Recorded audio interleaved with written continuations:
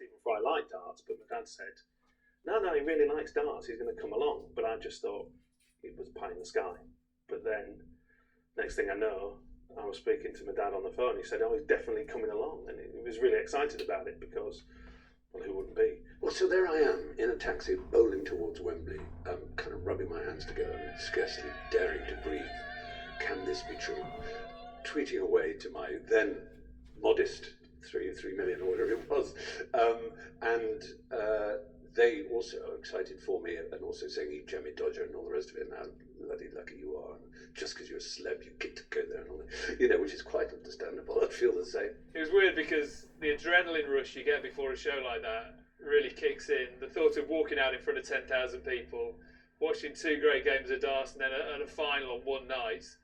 Fantastic. And having Stephen Fry there, having 4 best players in world darts there as well, is all set up for a brilliant night. Sid was a little bit anxious, a little bit nervous. You could tell the way he was walking around, and he was nervous about meeting one of his heroes. Sid was incredibly excited, had been on to me non-stop about the thought of Stephen Fry joining him in the commentary box. And then he rocked up, Stephen turned up. He was the most polite, humble man you could ever have met. Obviously incredibly good company, and spent the evening with us, meeting people, speaking to relatives down telephones, signing cards. He gave us all the time that we could have asked for. You could just see he was happy to be there. He was talking to the production crew, came with the truck, saw how it all works, even though he's been on film sets around the world. He was genuinely interested in what we were doing on darts and how we brought it into the living rooms of people around the country. And you could see he was just enjoying himself, just had a fantastic night. He even knew who I was, so you could tell he watched the darts, because the only darts fans would know me, wouldn't they? And then lights went off on the practice boards. So we were practicing without lights on. And this rumour flies around, there's been a power cut. You see, but this isn't the 1970s, we don't have power cuts anymore. And there's a little whispering and everyone's getting, well, how long is it going to last? And obviously people are getting on their phones and ringing up the emergency numbers of the power suppliers and trying to find out what's going on. And people are standing and climbing roofs to look over Wembley to see how much of the area has been darkened, blacked out, like some movie where it goes, ka-chung, ka-chung, ka-chung, and each kind of square and acreage gets, but it seemed quite localised, and we thought, this is silly, street lights are on this, but that's all for a different spur or ring main or whatever it's called, And then it starts to get a bit serious because, we waited half an hour and it was 45 minutes and word came that it was some serious fault. And then we're thinking, there's only so long left.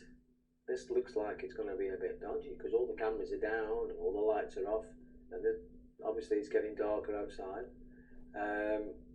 Something's amiss. Some friends of mine had actually taken my tickets and gone along to the Premier League final. And one of them had sent me a text saying, it's been cancelled. We could see them outside, thousands of people, all disappointed, all dressing up and from all over the world. That was the worst thing for me, really, seeing their faces. We've got 6,000-7,000 people standing outside. It was a heat wave outside at the time, and we couldn't let them in, we couldn't do anything for them. And I'm thinking, blimey, I can't believe, we've built this Premier League up, we're building darts up, it's going to be such a great night, and all of a sudden it's gone. And we had a 3-hour darts show to fill without any darts, without any power, without any crowd. So I was told to just walk on stage with Stephen Fry to an empty Wembley arena and talk darts. Now, we're talking darts with Stephen Fry. What are you going to ask him? Stephen Fry, very disappointing for you at the moment. It is. I hope I'm not the Jonah who's put a curse on this evening. It's rather weird coming around here and everyone's saying we have to fill, because there's no power, and you keep thinking, what does that mean? The power is Taylor's not here. out. Taylor's out to the mag. This is one of the most exciting evenings of my life, and unfortunately at the moment it's looking a bit grim and empty because there's no one here. They're all crowded outside waiting to come in, but it's set out for one of the great evenings of dance. Really, you've got 4 of the best and most exciting players, and I've been just on the edge of my seat. The wordsmiths together, you and Sid Waddell. You're a fan of Sid, I know. I'm a big fan of Sid. We went to the same university, not at the same time, but some people may not know he's a graduate of Cambridge Cambridge University. He read modern history. It's no accident that he can spin words as he can. He's a very, very bright man, and I've had nothing but respect for him. He's been the voice of this sport since I can remember, and his passion for it and his love of the game and the players is really important. And I think he loves the fans, and I always have. I get very annoyed. I know I'm not what people think of as a typical darts fan. But I think when people think of a typical darts fan, they often misunderstand the wit, the commitment, the passion, the understanding that the people have. That they may not be the same kinds you will see in the Houses of Parliament, but that they seem to me to represent a lot of the best of Britain. It's terrific, the order they keep, the respect they have for the players, and the understanding they have of the game. I think it's a great pageant, great theatre. What's your particular fascination with it? I think it is that thing, theatre. It's the nakedness. When you're out there, you know how all sport, it doesn't matter how much you practice, because you have to do all the work and you have to have the technique. But there are two things you need, and it's a bit the same as acting when you're on, you have to be relaxed, but you also have to concentrate. And if you're relaxed without concentrating, then you're just all over the place. If you're concentrating without being relaxed, then you're just not flowing. And when those two come together, there are different words for it, like being in the zone, whatever you might say, and you can watch it because the camera's so close and it's such a small arena and it's so individual. It's just this guy with his 3 darts, and you can see in his eyes sometimes that he's just there, and then he's almost a leg away from winning, and it goes. Somehow he stopped and he thought, and he got in the way of himself, and the excitement of watching someone else then get it's the most perfect gladiatorial arena. The interview seemed to flow, and he just showed he was a genuine enthusiast and lover of the sport. And the interview was brilliant, one of the best interviews I've ever done. And Stephen Fry just flowed, talking about the magic of the sport we love. These extraordinary averages that are coming out now are just beyond belief, really.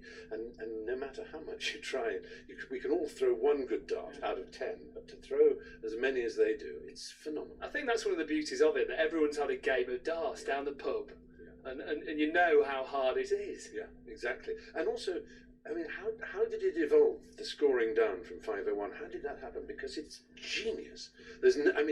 Otherwise you just say, okay, it's a target. It's basically archers in the medieval days. It was raining, and they thought, we can't practice with our bows and arrows. We'll do a little indoor version, in the same way that when you were bowling on a crown green and it was raining, you thought, we'll have a little table with green on it, and we'll have balls on that, and we'll poke it with a stick. And billiards was born as an indoor bowls, so you had darts as indoor archery. In fact, people say nice arrows, and I think that's what it is.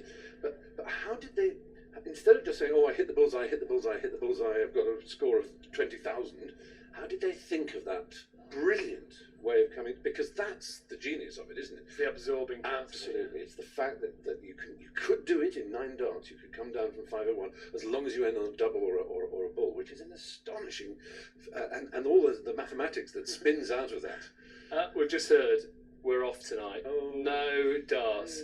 So we can't hear from you, unfortunately. No. Any chance you can come out tomorrow? Unfortunately not. I'm sorry, I'd have to cancel something. I'll have to think about it. All right. I would love to. Another thing I'll never forget, Dave Clark said, well, if we have to come back tomorrow, what are you doing tomorrow? He said, well, I've got to go to a dinner tomorrow, but I'll try and get out of it. So I said, is he that important? He said, the Prince of Wales actually is.